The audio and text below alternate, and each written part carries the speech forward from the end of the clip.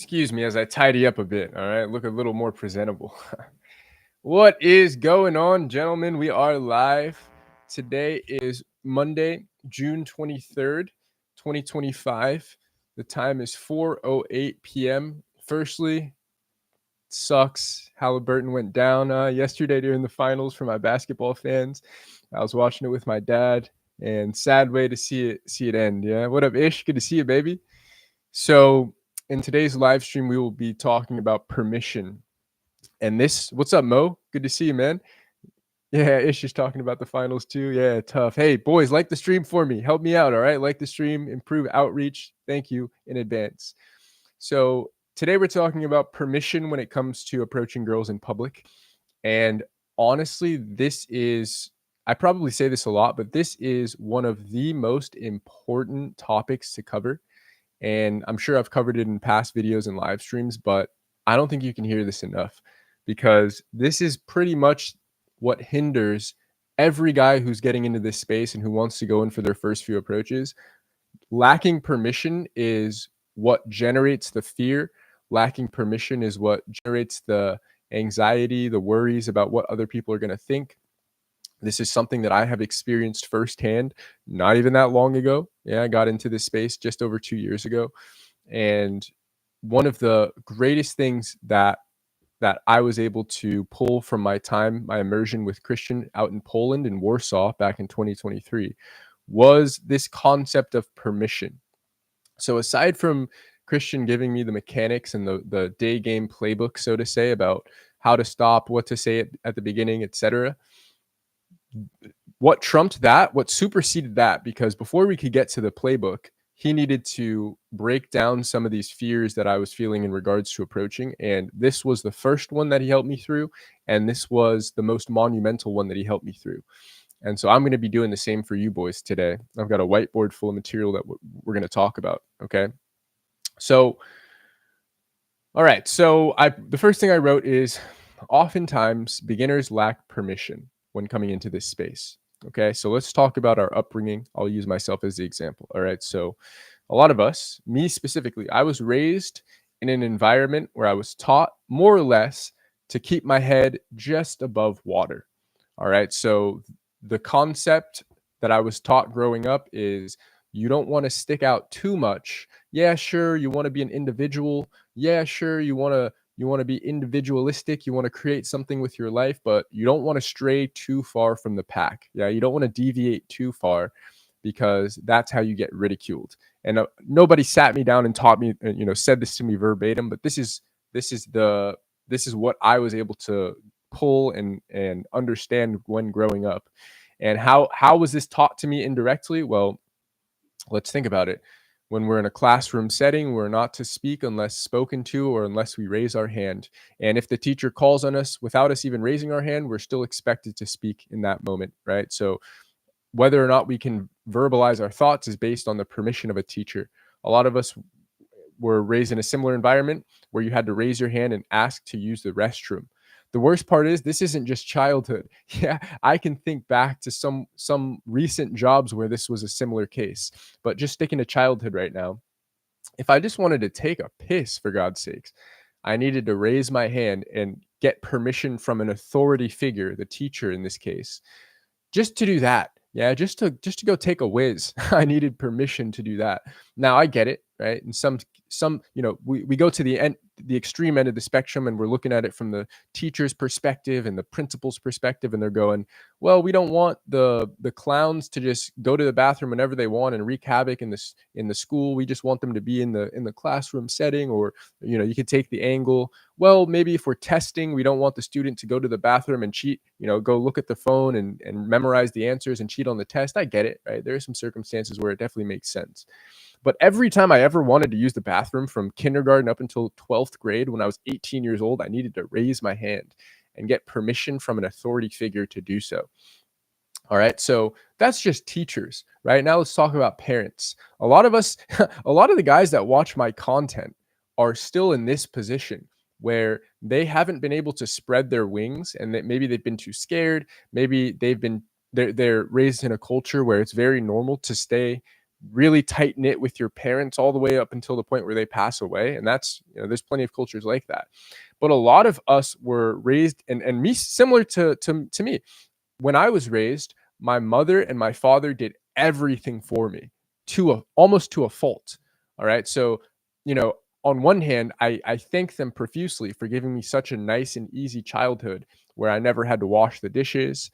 I barely ever had to take the trash out, right? Like they were barely asking me to do anything. Yeah, my mom would clean my room for me. At least my dad held me to that standard where he'd tell me, clean your fucking room, Ephraim, or go make your bed. But essentially everything was done for me. All my meals were prepared for me. I didn't have to cook for myself, or I would just go pour some cereal and some milk. So what am I getting at here? As great as that was for a child to be like, well, I don't have to do shit except have fun and work on good grades in school. The negative counterpart to that was, by the time I was 18 years old, I was fucking helpless. Yeah. So I didn't know what the fuck I was doing. I didn't know how to clean a dish. I didn't know how to do my own laundry. I had never had to do my own laundry up until that point. Yeah, I certainly didn't know how to cook. Still don't. I didn't know how to cook. Yeah. So what I'm getting at is I was not at all self-sufficient. Okay. And that's very important. As an adult, you need to be self-sufficient. And so that's part of the reason why I broke away so hard when I was 18 years old. I had the support of that pyramid scheme whole system that I was within, and I was drenched into that. And so they were telling me, all right, Ephraim, you got to be an adult now. You're 18. You don't have to ask for permission anymore. You can do whatever you want now. And that's one of the big positives that I got out of being in a MLM pyramid scheme back when I was 19 years old, 18, 19 years old, is this feeling of permission and independence, where I recognize I'm legally an adult now. I'm allowed to go wherever the fuck I want. If I want to fly to Cuba, I can, and nobody can stop me. So once I realized that, then it was very easy for me to build those skills that I just talked about that I lacked when I was 17, 18 years old. So I figured out very quickly how to do my own dishes. I figured out very quickly that if I didn't do my dishes, the people that I lived with were going to start to hate me and start to undermine me. So very quickly I got on top of that, right? I had to learn how to do my own laundry, fold my own shit, yeah, provide for myself, cook or buy my own meals.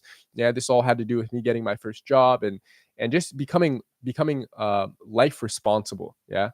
And so why we're starting here is, we talked about teachers growing up. We had to raise our hand to ask a question or just speak, just use our fucking vocal cords. We had to raise our hand. We had to raise our hand to relieve ourselves. Yeah. If we wanted to empty our bladder, we got to raise our hand to do that. Now, add on top of that, the fact that most of us were raised similar to me. Now, hopefully you had a bit more life responsibility. Hopefully your parents saw the value in forcing you to work for things, so that not everything was handed to you, right? So I was raised very middle class, but they were, I was the only child. So I was the only focus. Everything that I got was brand new. They wanted to make sure that they were, doing their parent duties. And so I barely had to lift a finger, I guess is what I'm saying, growing up. Yeah. So all my focus got to go to video games, doing well in school. So I got really good grades in school. And eventually, as I started maturing, I wanted to go out and hang out with my friends. So rather than doing any chores, I was just out partying and having a good time, drinking Four Locos and shit when I was 16, 17 years old. All right. Now, we already talked about why this is a problem.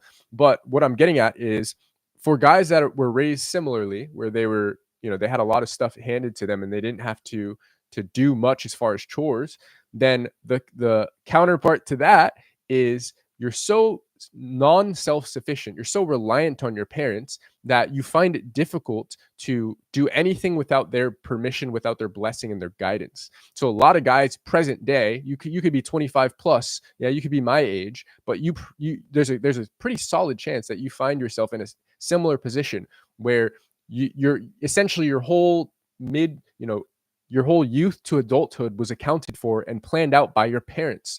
Yeah. What you did after you graduated high school was, it got the stamp of approval from your parents. And if it didn't, you probably didn't end up doing that. So that's where most people find themselves, right? Most guys, people in general, find themselves, oh, I'm going to college. Now, I'm not talking about the people that already have a plan laid out and they know what they want to do with their life, but that's like 10% of people by the time they're 18 years old. Most of us had no fucking idea what we wanted to do.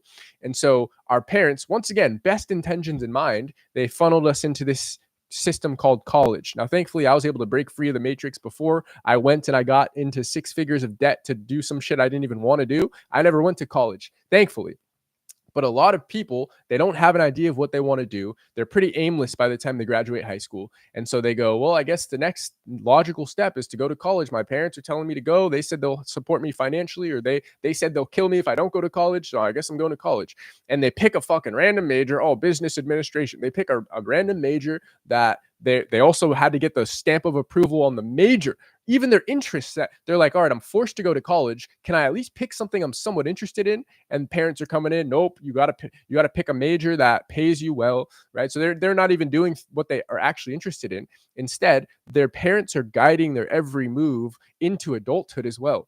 All right. So you see where I'm going with permission here. Okay. So a lot of guys, they get to this point, they're my age, and they look back on their life and they realize they hadn't really made many decisions for themselves up until this point.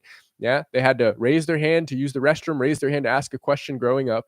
They had to do whatever sports or extracurriculars their parents forced them to do. By the way, I'm not saying any of this is bad. Oftentimes that just puts people on a straight and narrow, and at least they live a decent life, right? It's a lot better than your parent not caring at all and just saying, fuck all, go do whatever you want. And then you end up doing a bunch of drugs when you're 18 and go on the road trying to be a rock star and not even knowing what you're doing.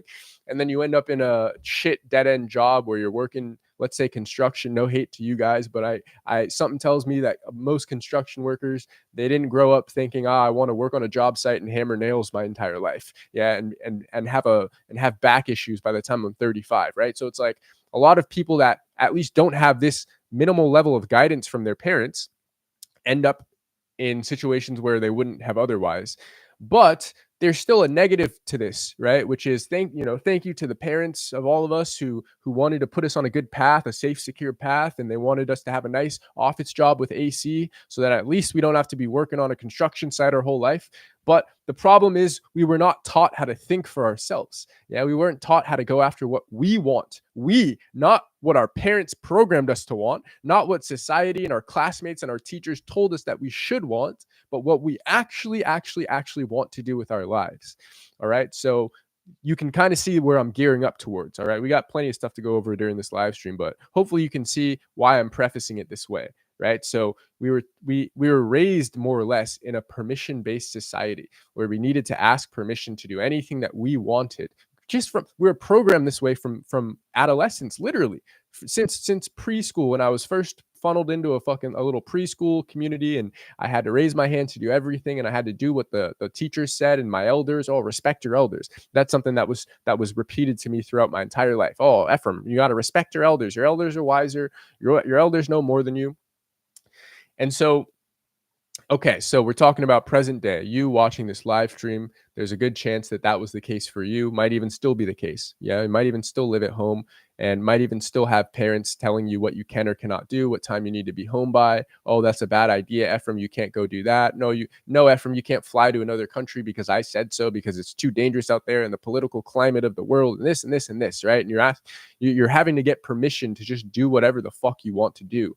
So it makes sense why now, zooming into cold approach, it makes sense why a generation of men that were raised in, more or less in this manner. And now I'm sure your upbringing was very, varied slightly from what I was talking about. Maybe you did have to do some chores. Maybe you did have to do certain things, but more often than not, you probably also had to ask for permission to do every little thing that you wanted to do. All right. So it makes sense why a generation of men that were raised in this manner also find it difficult to do something as end of the spectrum, outlandish and socially abnormal as cold approach, right? It's like if you're a guy who still needs to ask permission to go somewhere and be somebody and study a certain topic, it makes sense why you don't feel like you have permission to go walk over to the hot girl that you like.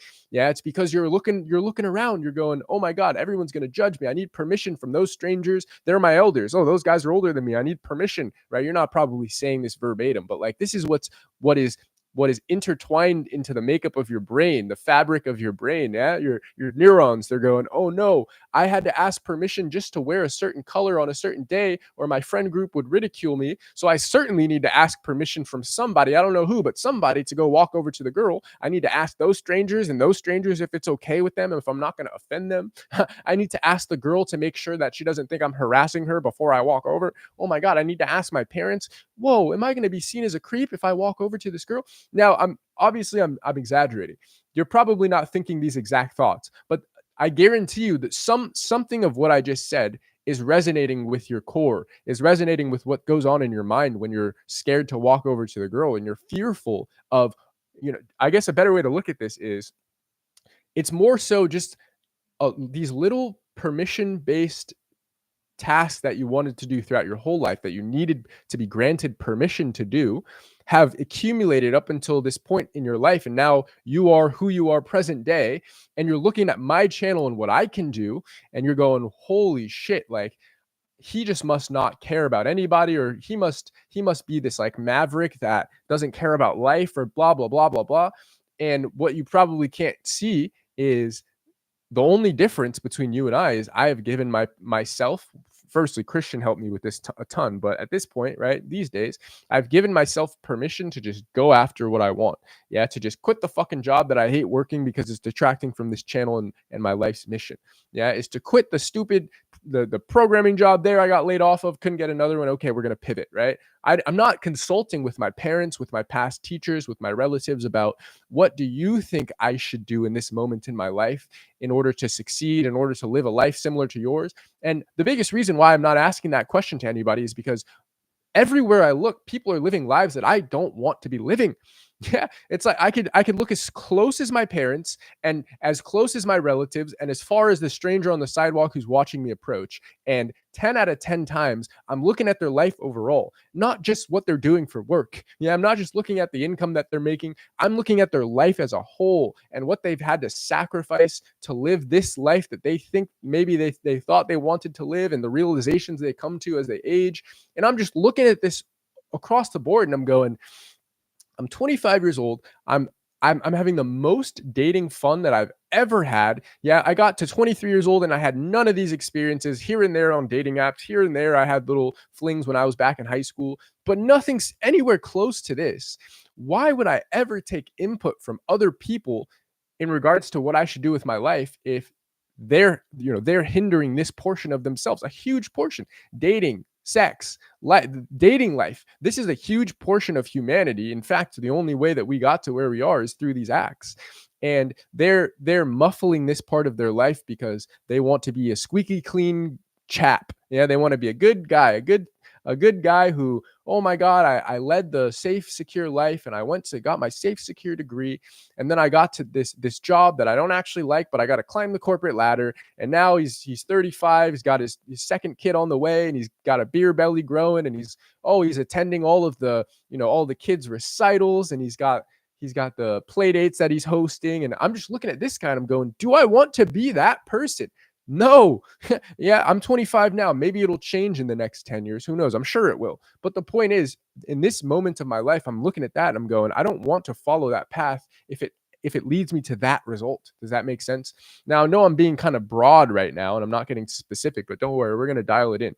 So all of this to say, right? This is more so the preface of the live stream, is we have been raised in a society that tells us that we need to not deviate too far from the pack or else you'll be ridiculed. Yeah, if you wear those shoes that you think are really sick and you're like, these are the coolest shoes ever, but all of your friends are wearing a certain brand and the certain colorway of their shoes, you're taught not to wear that, because if you do, your friends are going to clown you and go, Ephraim, who are you trying to be? What are you trying to do? You're wearing those shoes and not our shoes. Come on, put on the Vans, Ephraim. What are you doing? Right? And it's like we've been conditioned to fall into line. We've been conditioned to, if there's a protest going on, you go join the protest. You don't want to be seen as the outsider who's not picketing with all the other protesters. If everybody around you is voting a certain way politically, make sure you vote that way also, because you don't want to be seen as the enemy. Oh my God, we're voting Republican, he's voting Democrat, or he's voting Democrat, or vice versa. He's voting Republican, we're voting Democrat.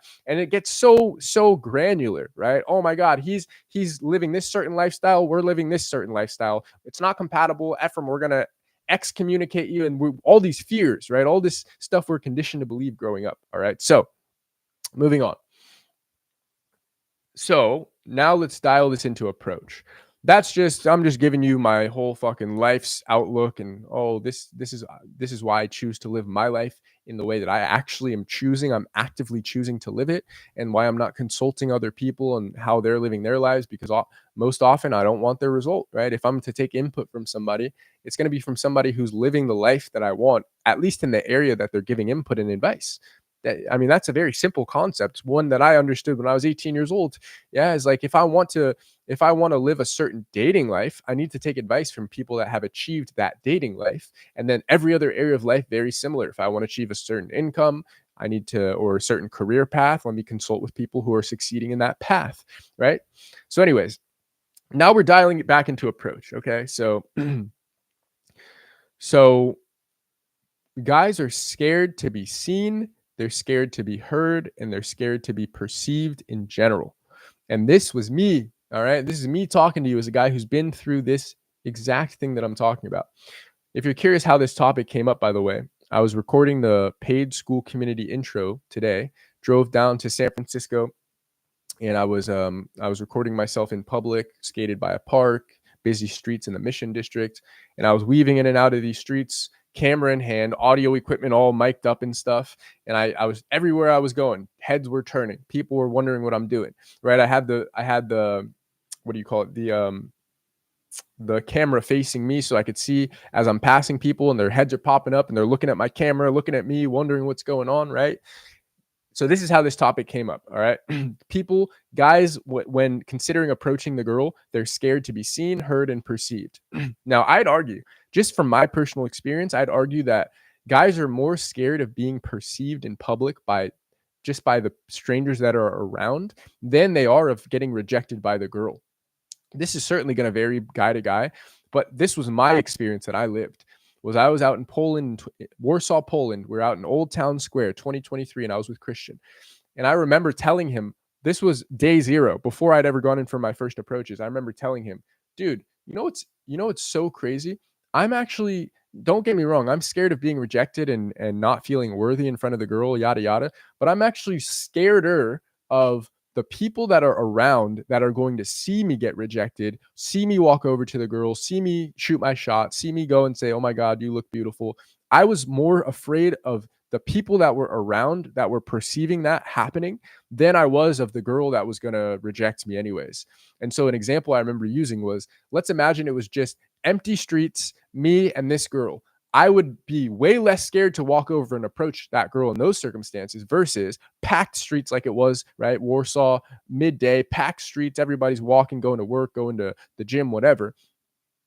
So what I'm getting at is, I think that a lot of guys find themselves in the same position where, yes, they're scared of getting rejected, but what's even more insurmountable in their minds are is the fact that there are going to be strangers around that are going to see the entire sequence, hear the entire sequence, and therefore have judgments and thoughts ongoing about you, about what's happening, about what you're doing, about whether or not you succeed, or what you see as a success. Oh my God, did he get her number? Did he not get her number? Yeah, there are going to be people, strangers around, and you have no control over the fact that they're going to be perceiving what's happening. So oh yeah, bro. Okay, nice. So the next part of the live stream is going to be me giving you the permission from a bunch of different perspectives.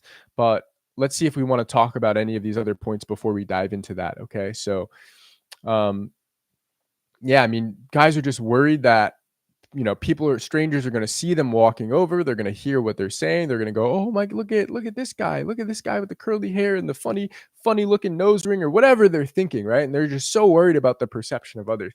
All right. I think I prefaced this well. So I'm going to now systematically break down each of these fears for you and give you the permission that you are so dearly searching for.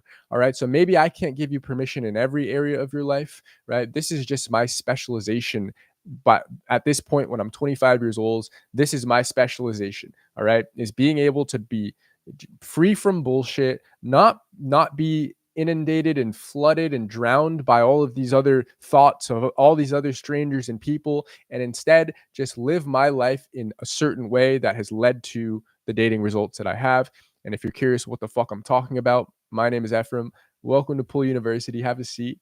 and browse through my channel catalog of content where I give you real life evidence of me doing what I'm talking about, doing what I'm claiming, not just claiming it, yeah, but actually showing you receipts. Go through the infields, yeah, go through the date breakdowns, go through the infield breakdowns as well, where I critique myself, so you can see that I'm not full of shit and I actually do what the fuck I'm trying to teach on this channel. All right, so your turn. All right, boys. Now here is where I give you permission to walk over to the girl that you're so fearful of walking over to and presenting yourself. Okay. Firstly, let's talk about this from the girl's perspective. Okay. So, firstly, guys are scared to walk over to the girl because why? Let's brainstorm. They're seeing themselves as an inconvenience. They're thinking, oh my God, I don't want to go and have a 20-second conversation with this girl to see if she wants to continue talking. No, no, no. I don't want to inconvenience this girl. Oh my God, she looks like she's on her way to somewhere important. I don't want to be an inconvenience to this girl, right? That's one big one. Another big one is I don't want her to think I'm a creep. I don't want to be seen as creepy. I don't want to be seen as weird. I don't want to be seen as thirsty. I don't want to be seen as desperate. So I'm too scared to walk over to the girl because I'm afraid that if I do that, then it's going to display all of this other stuff to her. It's going to mean that I'm creepy or a predatory. I'm scared that it's going to mean that I'm needy or desperate because, oh, wow, this guy has so little dating activity that he has to resort to walking over to a girl in public. Even just saying that sounds backwards. But anyways, so what we talked about creepy feeling. We talked about inconveniencing the girl. Guys are talking about offending the girl. Oh my God, I don't want to be so forward. Is that offensive that I find this girl attractive and I'm going over to tell her that? Is that going to be an offensive act? Oh my God, I don't want to offend the girl. All right. These are the things that guys are worried about. And then, of course, the big one is rejection. I don't want to be rejected by the girl. I don't, right now it's up in the air. It's a gray area because I haven't gone over and said anything. So I don't know if she would have liked me or if she wouldn't have liked me. And maybe you feel a little safer in that gray area. You feel a little, you certainly probably feel let down. You feel like more of a coward because you didn't go over. But at the very least, you feel more psychologically safe because you haven't put anything on the line. You're just living in mental reality right now, right? You're just living in imagination and you're going, well, I haven't gone over, so therefore she can't think I'm a creep. She can't think I'm a weirdo. She can't think this and that because I haven't gone over, so I'm good. I'm just a nobody. I'm just another fucking guy who's passing her on the street who in my head is thinking, wow, she's hot. I wish I can have a date with her, but who's not actually going to go over and try, who's not actually going to go over and attempt. Instead, I'm just going to walk past, pretend like I'm, probably not even make eye contact because I don't want her to feel that ego boost. And you probably have all of this hatred towards girls because of your lack of dating success that you've had up until this point. All right. So all of this, I'm building it up to give you permission, which is I'm Ephraim, Pole University's creator, and I have done thousands upon thousands upon thousands of approaches. The vast, vast, vast majority of those approaches have gone neutral to positive as far as the reaction that I got from the girl, meaning literally 9 out of 10 times, if the girl actually stops for me, I get a neutral to positive reaction to what I'm doing. So what do I mean? When it's a neutral reaction, it's something like, excuse me, hi, yeah, you look fucking incredible. Like, you look so good right now. I had to come and flirt with you. A neutral reaction to that would be, oh, thanks. Or, oh, I appreciate it, but blank. Oh, I appreciate it, but I'm in a rush. Oh, I appreciate it, but I have somewhere to go. Oh, I appreciate it, but right. Oh, thank you, but I have a boyfriend. Oh, thank you, but I'm married. Very neutral reaction to what I'm saying. So even then, I'm getting a courtesy thank you, right? So what am I trying to share with you is when I get a very neutral reaction, even in the case where I'm getting a neutral reaction, oftentimes I'm still being thanked for what I'm doing. Oftentimes the girl is even telling me that more guys should do this. Do you know how many approaches I've done where the girl said, I wish more guys did this. I wish guys were bold enough like you to do this. Or they'll tell me, you should keep doing this. My most recent infield has a couple examples of this, right? Where the girl's saying, you should keep doing this. Do this enough times, you'll find a girl that's single. Oh, right? She's saying, oh, I have a boyfriend, but you should keep doing this. Encouraging reactions, right? Encouraging behavior.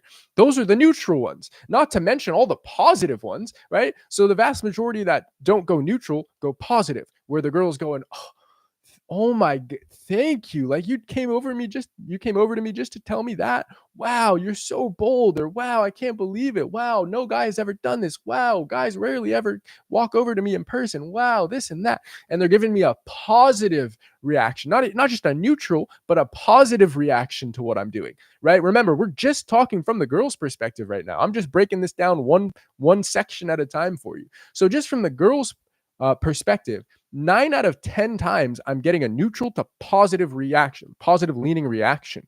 All right. So I'm not getting, and by the way, I have never gotten, just so you know, just so you boys are aware, not one time out of all of these thousands of approaches that I've done, not once has the girl said anything along the lines of, "You're creeping me out," or "This is creepy." She's never said, "You're inconveniencing me. I have somewhere to be. I need you to stop talking to me right now. You're inconveniencing me." Yeah. Never has she said, "This makes you look so desperate that you're walking over to me in this manner. You seem really desperate and needy and predatory and creepy and this and that." I've never not once got any of those reactions. Not one time. Not once. All right. So that's the first fear that guys are having, is that they need permission from the girl that they're approaching just to fucking approach her. And we just debunked that, the reason guys are scared of her reaction is because they think she's going to think that they're creepy, that they're predatory, that they're desperate, that they're needy, that they're a loser. Not once have I gotten that reaction. Yeah. Now, when it comes to the bad reactions that I've gotten, which is probably like 1 out of every 50 approaches that I do, maybe, a bad reaction is something where I'd consider a bad reaction where the girl says something like, maybe she doesn't say anything. She just like stops for the compliment, hears me, and then just keeps walking. All right, that I consider that a bad reaction. Let's say she gives me a very courtesy thank you and barely looks up from her phone. Let's say she's looking at me as I'm talking to her, looking back down at her phone, continuing to text, and I'm talking to her and I'm going, "Yeah, you just look so great. I had to come over and talk to you." Just crickets as she stares at her phone. Then she looks up and goes, "Okay, thanks." And that's what I would consider a bad reaction. And even in those cases, they're not looking at me going, "This is weird. You're creepy. This is awful. You should stop talking to me. You should stop doing this." Never, not once have I gotten a reaction like that. Yeah, I talked to you boys about the worst reaction that I've gotten, aside from the girls just not stopping for me or not giving me anything once I give them the compliment, and they keep walking, or they just shrug it off, or they say they're in a relationship. Aside from that, the worst reaction I've gotten is a girl playfully told me to fuck off because she was biking down Long Beach, this beach in Southern California, this city called Long Beach, or Santa Monica. It might have been Santa Monica Pier. And she's biking down the pier. I passed by her. I doubled back, and I remember I was skating alongside her as she was biking, and I got her attention, right? So we must have been going 15, 20 miles per hour. And we're going down the pier. I'm getting her attention, and I'm getting ready to tell her she looks great. And then she goes, "Fuck off." She like rolls her eyes at me, goes, "Fuck off," and then keeps biking. And then I stop at that point, turn around and go the other direction. That's like the worst reaction that I've gotten, is a girl playfully telling me to fuck off. And the best part is I could just tell by the way she said it and by how she was looking at me back that she knew what I was doing. I could tell I didn't even get the compliment out at that point, right? I was trying to get her attention. She could tell that I was coming up to her to hit on her, because who else is doing it in such a bold fucking, who else is going to skate alongside her in a bold fashion like that, right? Definitely not the salesperson, definitely not the person collecting money for charity, certainly not the homeless person panhandling for money, right? It's like, what else was I there to do? So she could tell. But that's the worst reaction that I've gotten, right? So talking about just permission from the girl's perspective, more often than not, the reactions that I get are encouraging reactions where the girl is essentially giving you permission, because you get to see it through my eyes when I'm going in for these infields and all this footage. You get to hear her talking to me, who is then going to be talking to you. And what is she saying?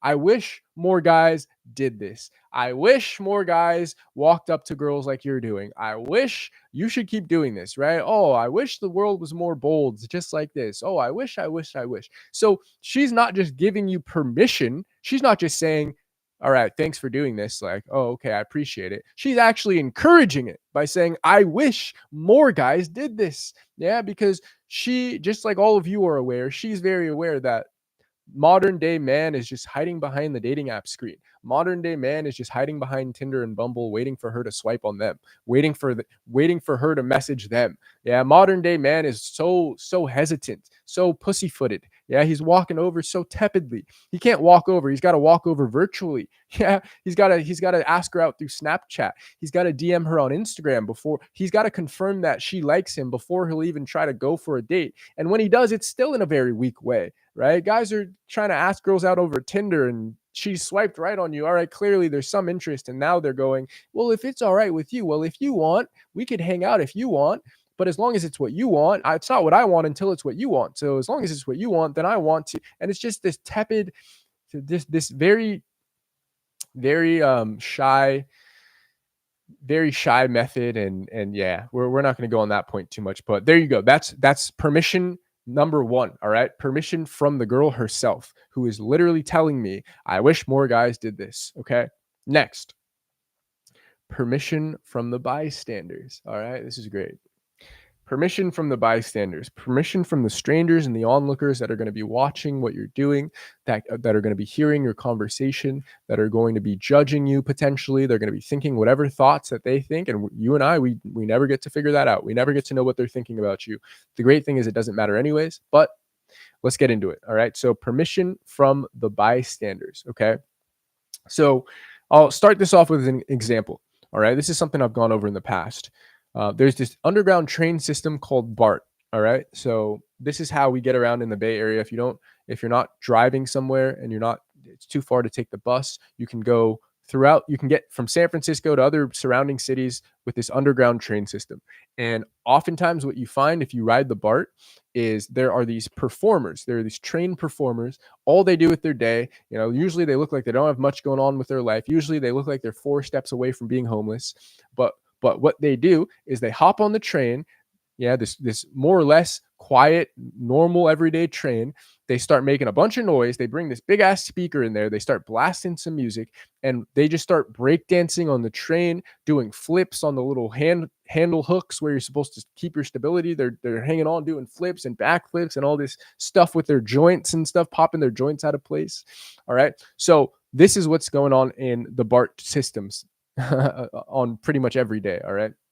Now, what am I getting at here is think about this from those guys' perspectives. All right. It's very likely. I mean, firstly, it's very likely that they've consumed some kind of a drug that makes them not care about the opinions of others anyways. All right. That's to be fair.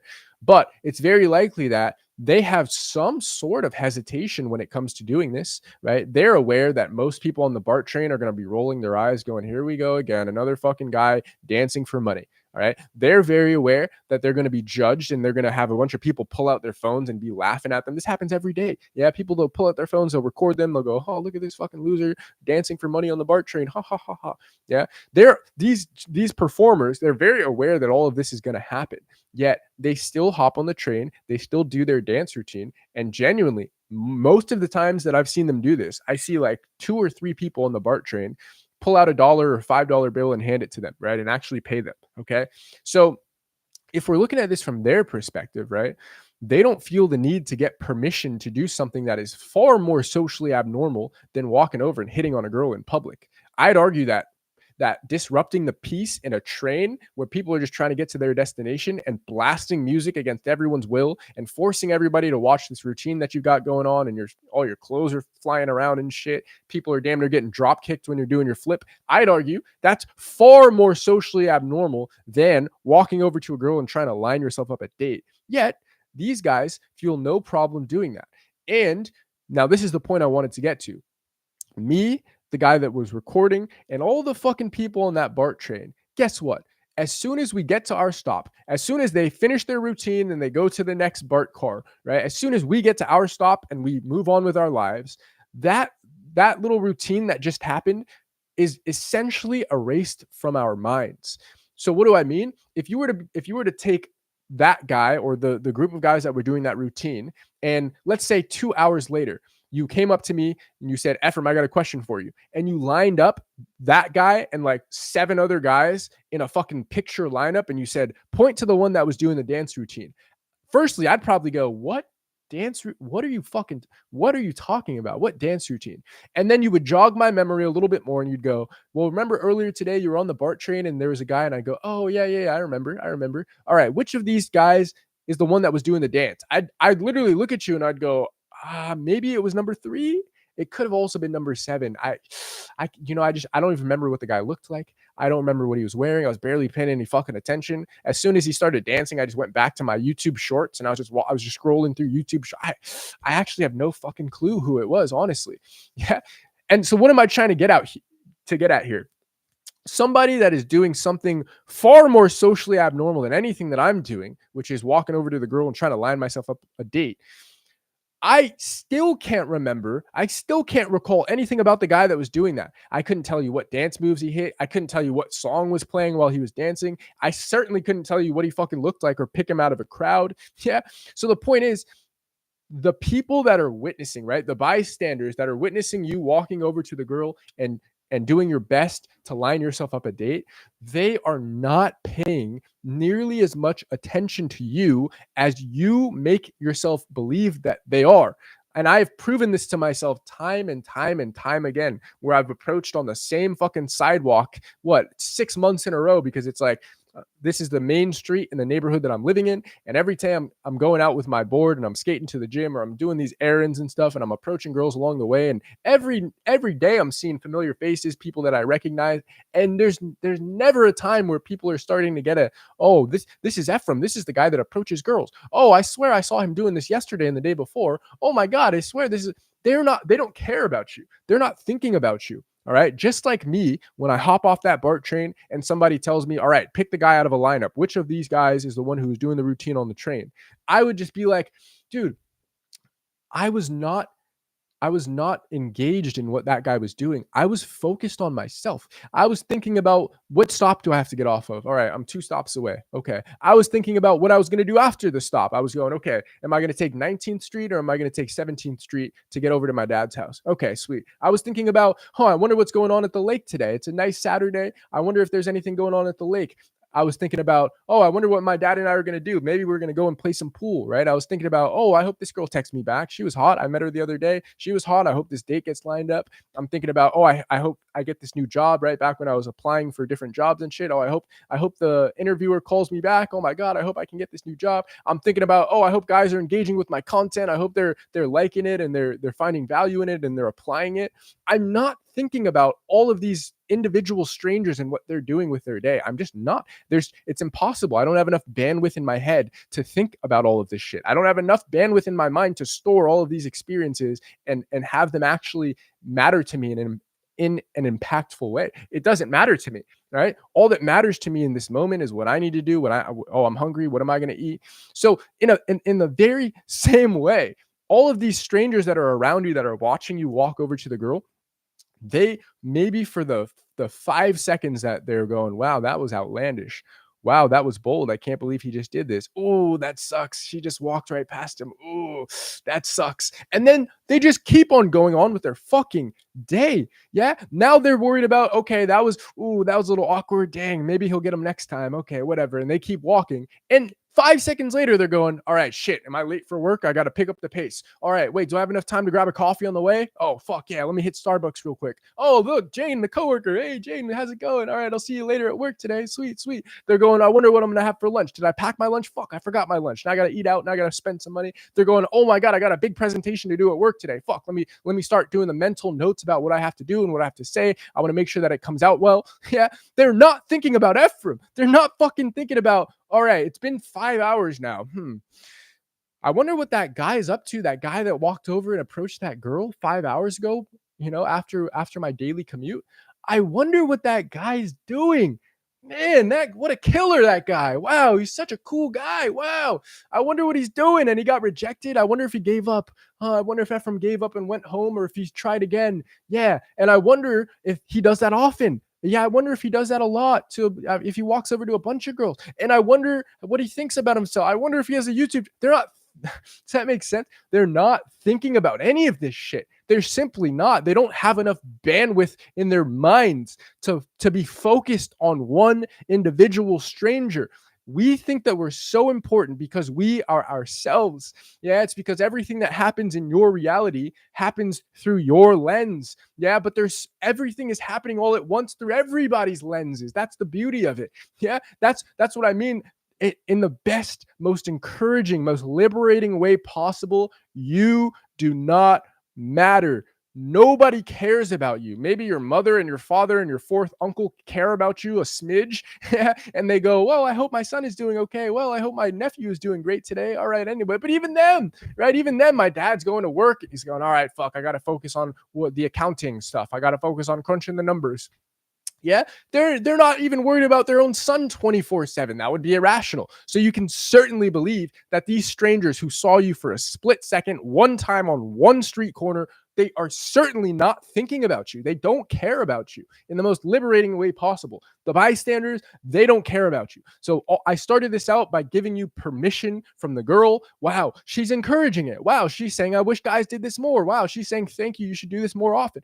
The bystanders, the onlookers that are watching you do this, they're the extent of what's happening in their mind is if they're with a group of their friends, maybe they're going, oh wow, look at that guy with the curly hair. Look, he's wow, look at oh, we just got rejected. Oh, that sucks. That stings. Wow, she didn't like him. Ha ha ha. And then they're just going back to their fucking daily tasks. Yeah, then they're going to watch sunset with and hang out at the park and drink the margaritas, whatever the fuck they had going on that day. They don't care about you. They don't care about you. They don't care about me. They don't care about anybody aside from themselves and maybe their direct family and a little bit about their extended family and a couple of friends over here and a few coworkers over there. They don't give a fuck about you, man. In the most liberating way possible. It's a superpower when you realize this, when you recognize that this is true. It's literally superpower. I was in Poland. I was in Warsaw. I was so worried. I was going, oh no, Christian, that guy over there and that couple over there and that old lady who's staring over there, they're all going to think about me. They're all so worried about Ephraim. They're all thinking, wow, this is an exotic looking fellow. Wow, where does he come from? He must be from somewhere in Africa or the Caribbean. There's no way he's from Poland. Why is he over here? I'm thinking that's what they're thinking. All they're thinking about is me, me, me. Wow, look at this guy. It's like I thought there was a fucking camera crew and a spotlight that was following me around Warsaw. Everywhere I looked and turned and walked and talked, everybody was focused on me. And that I quickly realized that was simply not the case. Nobody gave a fuck about me. And that's what freed me. That's what made me go, oh, so you mean I could do whatever I want? You mean I could say whatever I want? Now, obviously, don't take this too far and start committing crimes and shit. Yeah, I'm not I'm trying to shed light on this in a positive way. All right. That means that you can go after what you want. And there's going to be no repercussions, no negative repercussions, because you're so worried about what these people are thinking. And all they're thinking is, I'm so worried about what everybody else is thinking. Yeah, that's a great way to frame it as well. The same way you're worried about, oh my God, are these people looking at me, thinking about me, talking about me? What, like, it's very likely that each stranger that you're so worried about is thinking the exact same thing about themselves in their own head, right? They're walking around thinking, wow, I just wore these brand new shoes for the first time. Ooh, hopefully they're not too colorful and they don't attract too much attention. Oh my God. Oh no, look, this guy on the skateboard with the nose ring, he's looking at me. I wonder if he's judging my shoes right now. Oh boy, right? That's what the fucking stranger is probably thinking about. Now we pan over to the girl over there and she's going, oh, I didn't do my hair today. Shit. I hope these people don't think that I look too messy. I hope I look presentable enough. Oh my God. She's probably thinking that at the exact same time that you're thinking, oh my God, that girl with the messy hair and the guy with the blue shoes, they're probably staring at me, thinking about how much of a loser I am, thinking about how I'm going to get rejected, thinking about reality. They're not thinking about any of that shit. They're all wrapped up and worried about themselves, right? We're selfish creatures, yeah? Just there's only a few of us that'll admit that, but all we care about is ourselves and what impacts us directly. That's, a very easy example of this is, I guarantee you, every time somebody asks for a donation to end world hunger in this country, you probably aren't donating every time, are you? Are you? Right. But anytime maybe your sister or your best friend or a relative is asked for a little bit of help, you're certainly going to help them. Right. Anytime my dad asks for help moving stuff into storage, I'm the first one to volunteer. Yeah, because I'm worried about me and what impacts me and my direct family, my close family. But somebody asked me to round up from 90 cents to $1 so I can help end world hunger out in another country. And I'm going, nah, I'll pass. Nah, I'm not a good guy. Next. You see what I'm saying? This is what I mean. We're selfish. All we care about is us, what benefits us. All right. So all that to say, This is your permission from the strangers. All right. So I'm giving you permission from the onlookers and the bystanders' perspectives. This is your permission. They don't care about you.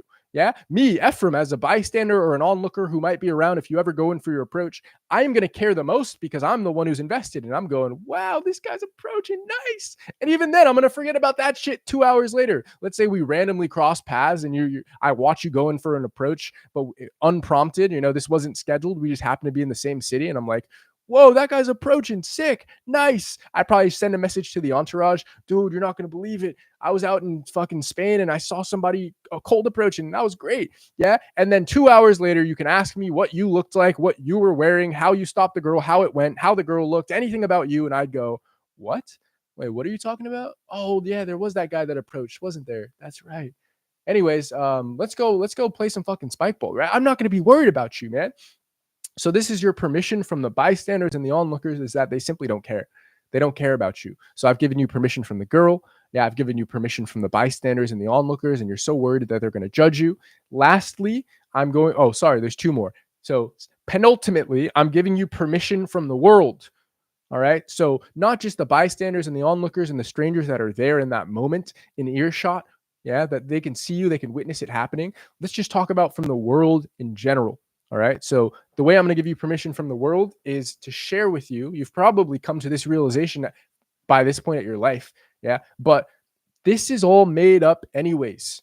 Society was created. Now, don't get me wrong. It was a ton of iteration. There was a ton of battles and wars and constitutions, right? Different policies that were in place, and some went well, some didn't go well. And prohibition, and then they peeled it back, right? And slavery, we're taking that away, and all this stuff, right? It was always has been and always will be a work in progress. But somebody somewhere created this, yeah, and then a bunch of somebodies added to it and amended it and changed it, yeah, and regressed a bit and then progressed a bit, but it was all created, yeah, created by humans more specifically, right? So this world, this society that we're living in, all the technology, all the commerce that happens, there's trillions of dollars that are exchanged on a daily basis in all these different countries. This was all created, yeah, not by one singular brain, but by a conglomerate of fucking brains, a bunch of people and that were interested in politics and all this stuff. They created this. Okay. So permission from the world is, you likely grew up in a society similar to me where you had to ask permission from your elders to do anything, and you had to get guidance from older people who probably weren't even living the life you wanted to live, but hey, they made it further than you. They survived longer than you have so far, so you should probably listen to their advice. All right. But it's different in different areas. Okay. So when it comes to dating, then if I were you, I would only take advice from the guys that have the dating life that I want to have. And I would block input from everybody else. So I've got guys in the school community or in the YouTube comment sections. More recently, one of the guys said something like, yeah, my friend said this. My friend said you shouldn't approach girls here, or something about that, right? And my only question is, how does that guy's dating life look? All right. If it looks rock star and you're like, yeah, this guy's he's doing his thing every week. He's got a new girl, blah, blah, blah. And that's what you're after. Then I would listen to that guy. I would zoom in, right? I'd put my ear on his fucking chest. I'd listen to his heartbeat and copy that if that's the result that you want. But more often than not, what I find is that people that are spewing advice onto the internet are oftentimes guys that don't even have a dating life that they even want, let alone a dating life that their audience would want, which is why I'm so particular about posting these infields for you, which is why I want to put all of the rejections up there with them, which is why I want to give you the date breakdowns. And moving forward, by the way, asterisks, the new date breakdowns are going to be for paid school community members only. All right. So that the old ones, you guys can digest those, but the new ones, sorry, you got to be a part of the community. But anyways, that's why I'm so particular about showing you my life transparently and giving you all this evidence, is so that you know that I'm not full of shit, so that you can filter what I'm saying through that knowledge, right? The fact that I'm not full of shit, and that I can actually create results for myself. Now that you know that whatever I have to say on this topic is more valuable than 99% of what these guys are going to be saying, because 99% of them don't have this fun of a dating life. Instead, they're trying to give you tips and tricks about how to maximize your dating apps, right? Instead, they're trying to tell you about Instagram game and, you got to wear this certain tight fitting clothes, and you got to wear. So it's all made up. Yeah, this is what I'm getting at. It's all permission from the world.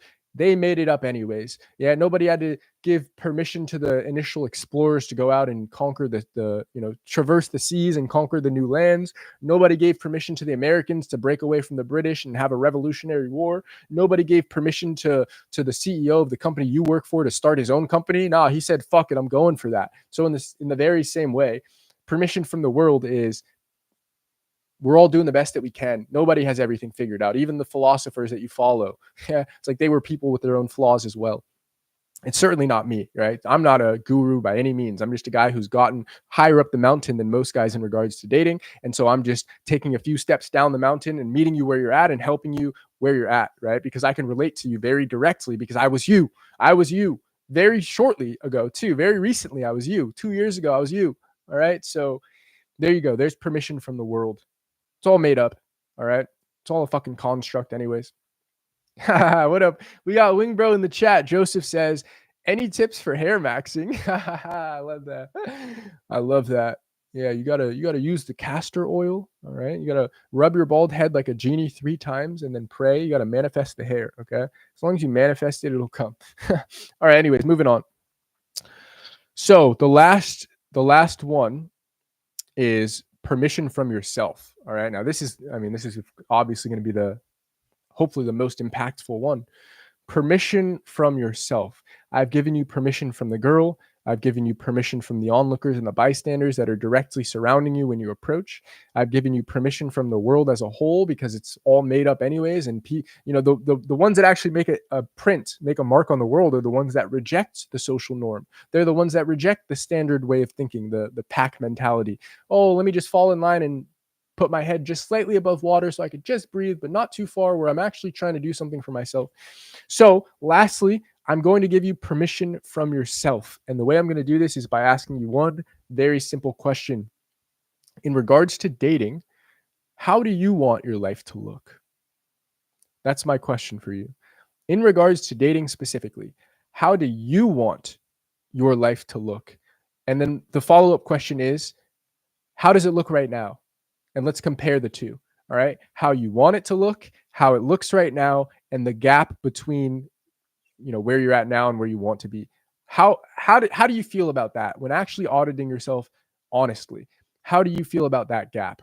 And what you've been doing so far, has that been able to close the gap at all? Likely the answer is no. For me, the answer was no. Back when I was 18, 19, 20 years old and I was watching all these red pill content creators talking about how, oh, the ideal is the rotation of girls. You got to have a harem. You got to have a harith of girls or whatever, a harem of girls. Oh my God. You got to have a bunch and a rotation and this and that. And so that was my ideal. That was my 19-year-old ideal. I was thinking, wow, I got to get there. Right. And I've had that now. I'm 25 years old. I've experienced dating multiple girls at one time. And it's genuinely just unpleasant. Not to say I'm never going to be back in that position, probably pretty sooner rather than later as I'm flying off to Serbia. But point is, it gets to a point you have so many options at a point, right? You get to that point where you're like, I mean, this is what it was all about. Yeah, it's like more likely than not, you're gonna like one of those girls more than the rest, anyways. So I guess I'm giving you extra context there. Let's go back to the question. How do you want your life to look in regards to dating? Yeah, maybe that is your ideal right now. In my experience, guys need to get to a point where they experience that for themselves, for them to realize, oh, this actually wasn't all it was fucking cracked up to be. Yeah, actually, I'm doing fine with just this girl and then a couple girls I see every now and then. But I never needed to be, oh, one new girl every other day, this and that. A lot of guys think that that's the ideal and that's what they're trying to get to until they actually achieve that and they go, all right, well, that was fun. But anyways, next, right, what am I doing next with my life? Okay. But let's say that is you. You're the naive young man who's trying to achieve that because he never has, or old man to be fair. A lot of guys are in their 40s, 50s, 60s, 70s, probably consuming some content related to this and going, oh, I missed out. Oh my God, I never had the harem. Oh no. But the point is to give yourself permission. How do you want to live? How are you living now as far as your dating life? What does that gap look like? And what you're trying to do to fix that gap, is it working? Yeah. The dating app maximization courses that you've been taking up until this point, are they working? Yeah. I tell you boys about how I was so lame. I would take a tripod and I would do a self timer camera on my iPhone, and I would go post up in different areas of the city and go to forests and parks and shit. And I would be trying to pose all naturally for these photos because I was following these gurus who talked about maximize your dating apps. Don't have the mirror selfies. Instead, you should be having photos out where you look like you have a fun life out in nature. And so that's what I was trying to do. And that brought my results from 0 to 0.1, I guess. Yeah. The the social circle game courses that you're learning about, okay, you got to have a cool social circle and you got to go bring girls into that circle and then you got to hit on the girls from there and blah blah blah, or whatever they're telling you. How is that working out for you up until this point? How is it working out for you? Yeah. I'm asking you to consider something different. And I understand that it's socially abnormal. Yeah, I understand that most people, or at least you think that most people are going to be, oh, this is crazy. This is outrageous. I can't believe this guy is going up to the girl in this manner. Wow, this is unbelievable. Yeah, I'm just asking you to consider a different perspective. All right. Because if you're watching my content consistently, then it's likely that there's something about me and what I do that is attracting you. No homo.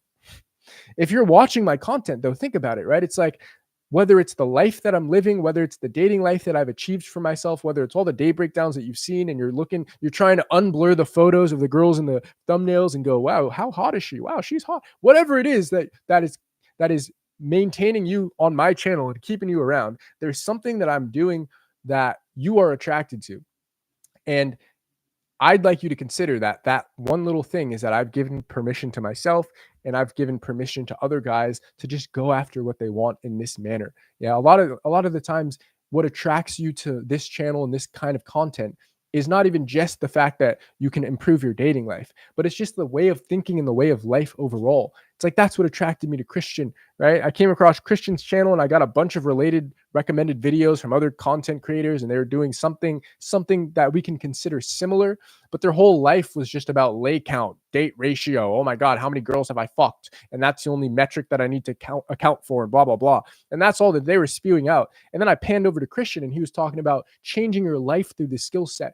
Yeah, he was talking about freedom from bullshit. He was talking about releasing yourself from the chains and the shackles that society has knowingly or unknowingly placed upon you through your upbringing, and just releasing yourself of that. Yeah, and just relearning, or what is it, unlearning what you have learned. Yeah, unlearning the self-limiting beliefs, unlearning the inhibitions in regard to this portion of your life, unlearning that, and peeling back the layers of what have been placed upon you, right? Because there was a point in your life where you weren't scared to go after what you wanted. Who knows how long ago that was for you, right? For me, back I'm in elementary school doing flips off of monkey bars and not caring about safety and career and any of that shit and finances. I was just doing whatever the fuck I wanted, right?